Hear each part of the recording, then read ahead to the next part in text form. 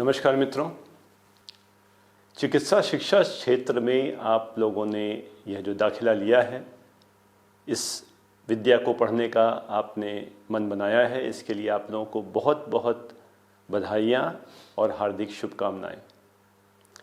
मित्रों, यह बहुत गौरव का प्रश्न है, बहुत गौरव का विषय है कि आप इस क्षेत्र में आपने पदार्पण किया। बस पूरी मेहनत से, पूरे यत्न से, पूरी लगन से इसमें लग जाइए। MCH मेडिकल कंसेप्ट्स इन हिंदी आपके साथ, आपकी सहायता के लिए हर क्षण, हर पग पर तत्पर है, आपके साथ है। तो आइए आज हम इस चिकित्सा विद्या को पढ़ने का आरंभ करते हैं मेडिकल फिजियोलॉजी के कुछ विषयों से। आज हम इस वीडियो में समझते हैं कि मेडिकल फिजियोलॉजी है क्या और हम इस विषय में क्या क्या जानकारियां अर्जित करेंगे। देखिए, फिजियोलॉजी जो शब्द है ये एक लैटिन शब्द है। लैटिन शब्द फिजियोलॉजी का अर्थ है जो कुछ भी इस जगत में उपलब्ध है उसका ज्ञान। जगत में क्या उपलब्ध है? जो फिजिकल थिंग्स, जो नश्वर जगत जिसको कहते हैं, जो वह उपलब्ध है फिजिकल रूप में, उसका ज्ञान फिजियोलॉजी है। लेकिन इस जहाँ से उत्पत्ति हुई इस शब्द की, उसके आगे अगर हम इसको बढ़ें तो बाद में आजकल इसको किस प्रयोग में लाया जाता है? A branch of biology. Biology मतलब साइंस ऑफ लिविंग थिंग्स। तो अब हम किसी भी फिजिकल थिंग से आगे बढ़ के फिजियोलॉजी में क्या हम डिस्कस करते हैं? लिविंग थिंग्स को, dealing with the function and activities of living organisms and there parts.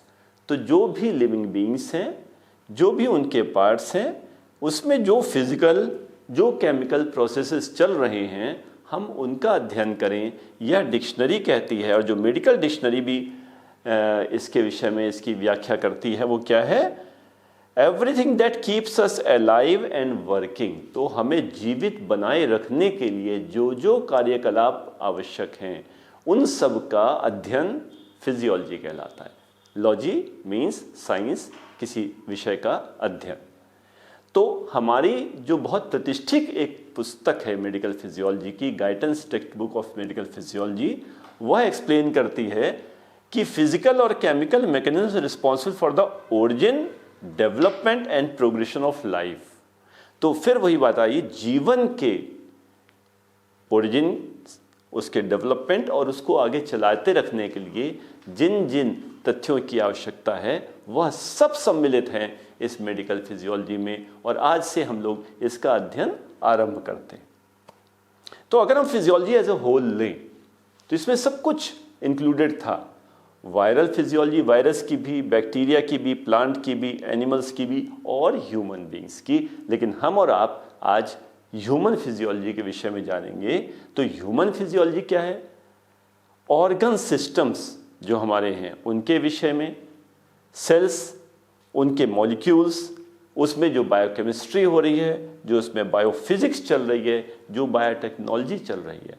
तो जो हमारे शरीर हैं उसमें cell, molecule, physics, chemistry, technology सब कुछ इंक्लूडेड है इस ह्यूमन फिजियोलॉजी में, जो कुछ भी हमारी ह्यूमन बॉडी से संबंधित है। तो इस विषय को हम लोग आगे डिस्कस करेंगे। अब यह जो पूरी की पूरी, पूरा का पूरा ज्ञान है, यह एक नहीं हो सकता। इसमें बहुत सारे बदलाव भी आते हैं। कैसे? कुछ उम्र से रिलेटेड बदलाव। नवजात शिशु जन्म के 1 वर्ष, जिसको इन्फेंसी कहते हैं, जन्म के 1 वर्ष तक, उसमें फिजियोलॉजी अलग होगी। चाइल्डहुड में अलग होगी। 18 वर्ष के बाद एडल्टहुड में जब हम आए तो अलग होगी।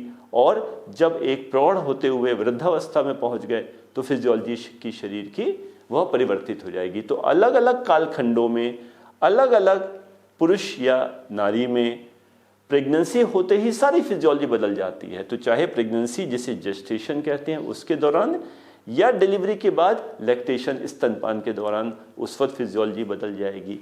यदि कोई व्यक्ति समुद्र तल पे रह रहा है या बहुत ऊंचाइयों में रह रहा है, बहुत ठंडे प्रदेश में रह रहा है या बहुत गर्म प्रदेश में रह रहा है, बहुत हाई प्रेशर जोन में या लो प्रेशर जोन में रह रहा है, ये भी हमारी फिजियोलॉजी को बदल देता है।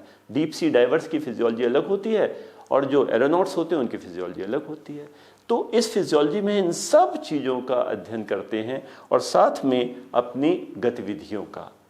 स्पोर्ट्स फिजियोलॉजी, हम और आप सामान्य जीवन शैली जो जी रहे हैं, एक स्पोर्ट्स पर्सन, एक एथलीट, वो बहुत ही स्ट्रेनुअस एक्सरसाइज करता है, उसके दौरान, योगिक क्रियाओं के दौरान यह फिजियोलॉजी बिल्कुल परिवर्तित हो जाती है। तो इस प्रकार से इन सारे परिवर्तनशील जितने कारक हैं, उनमें जो जो परिवर्तन आ रहे हैं, तो वह भी हम फिजियोलॉजी में अध्ययन करेंगे।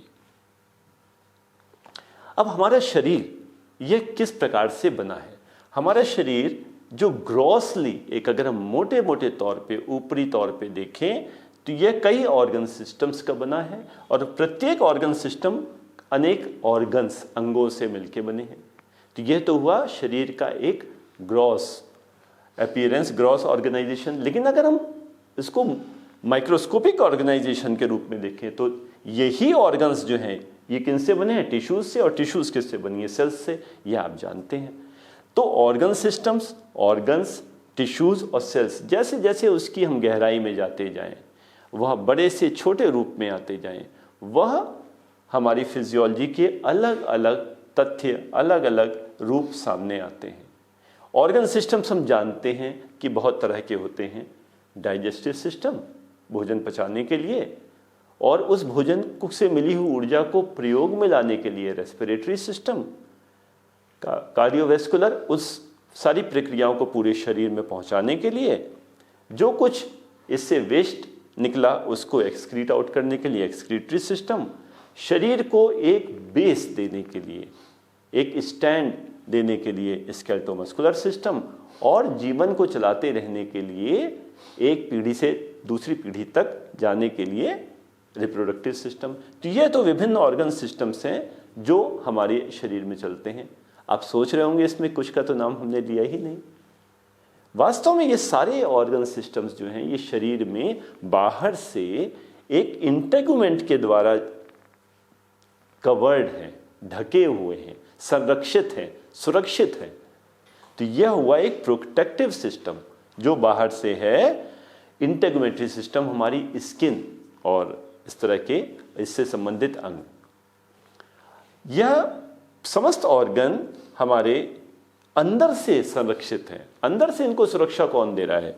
ब्लड और इम्यून सिस्टम, जो प्रोटेक्ट कर रहे हैं इन सभी अंगों को, अंदर से इम्यूनिटी दे रहे हैं, हमें शरीर पे आई हुई आपदाओं से लड़ने के लिए, उनका मुकाबला करने के लिए हमें तैयार कर रहे हैं। तो ये सारे ऑर्गन्स बाहर से प्रोटेक्टेड हैं और अंदर से भी प्रोटेक्टेड हैं किसी न किसी रूप में। लेकिन इनको संचालित कौन करता है? संचालित करने वाला एक है रेगुलेशन, रेगुलेटरी सिस्टम। क्या है? नर्वस सिस्टम, जो इन सबको नियंत्रण में रखता है। अब नियंत्रण में रखने वाले वास्तव में दो सिस्टम हैं। एक है जो एक पुराना टेलीफोन होता था जो तार से जुड़ा रहता था, वायर्ड सिस्टम, नर्वस सिस्टम, जिसमें ब्रेन स्पाइनल कॉर्ड से नर्व्स के द्वारा प्रत्येक अंग जुड़ा हुआ है। लेकिन एक वायरलेस सिस्टम भी है, मोबाइल सिस्टम भी हमारे शरीर में। वह क्या है? एंडोक्रीन सिस्टम, जिसमें हार्मोन्स रिलीज हुए और पूरे शरीर में पहुंच के वह उसको प्रोटेक्ट कर रहे हैं, वह उनको रेगुलेट कर रहे हैं। तो इस प्रकार से जो हम लोगों ने आरंभ में इतने सिस्टम्स डिस्कस किए, यह सब प्रोटेक्टेड हैं बाहर से और भीतर से।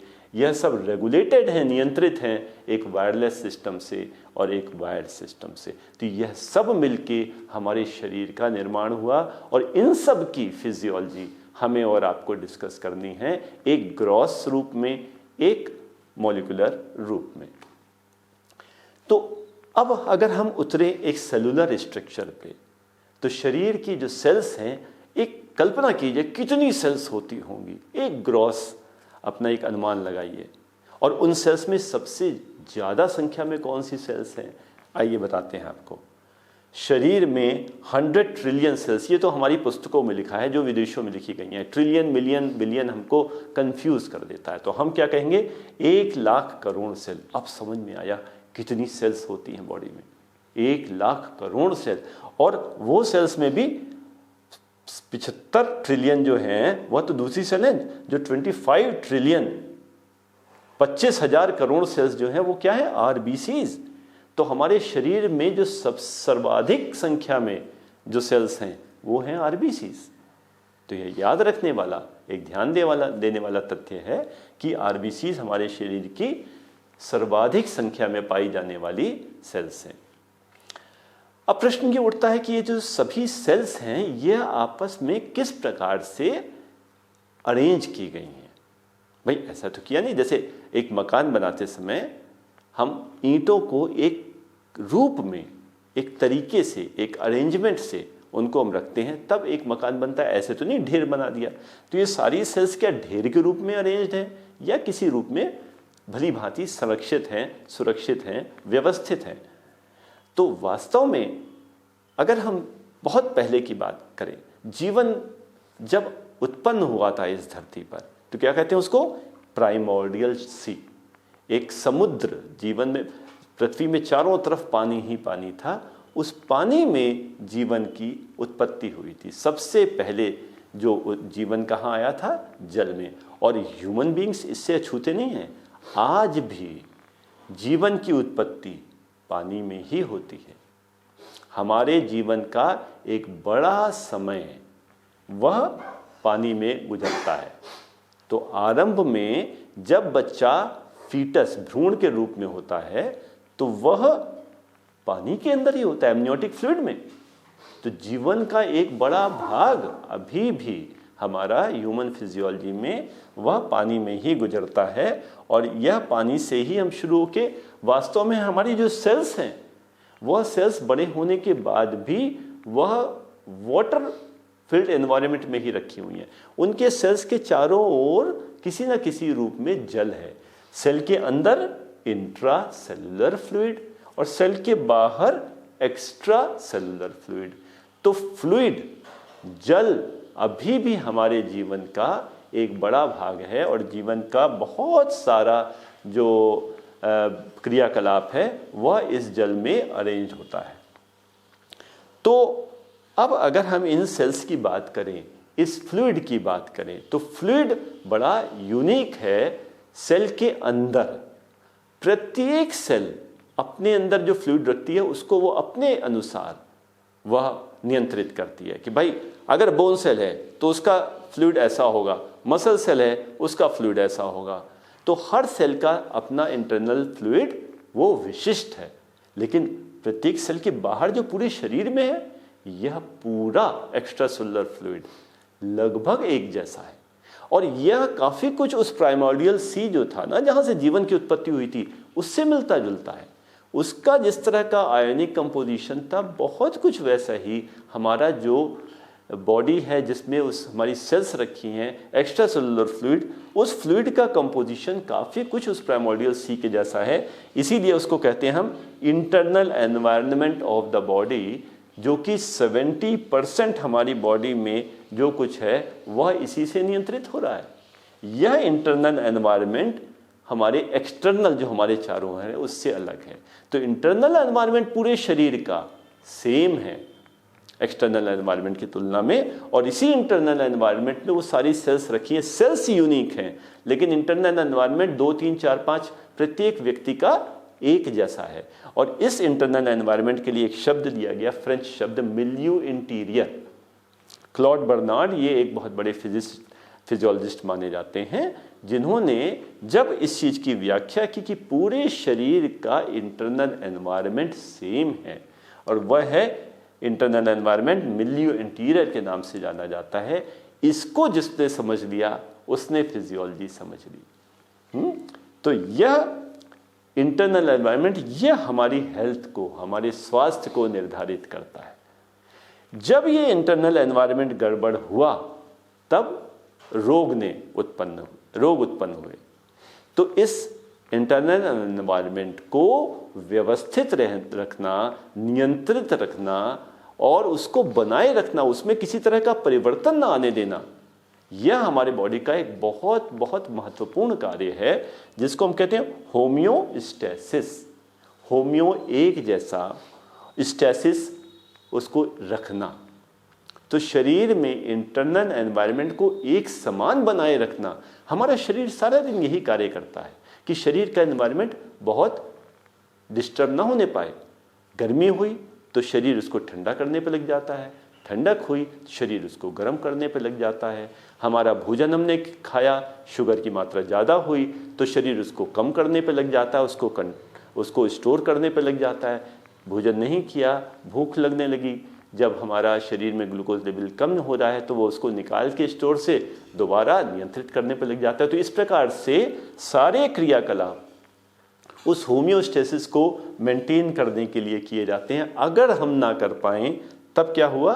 डिजीज। तो डिजीज क्या है? इस इंटरनल एनवायरनमेंट की जो होम्योस्टेसिस है उसको हम नियंत्रित नहीं कर पाए, यही डिजीज है। तो हमारा सारा समय इसी नियंत्रण में रखता है। हम अगर अपर हैंड पे हुए हेल्थ, अगर जो डिसऑर्डर है वो अपर हैंड पे हुआ तो डिजीज।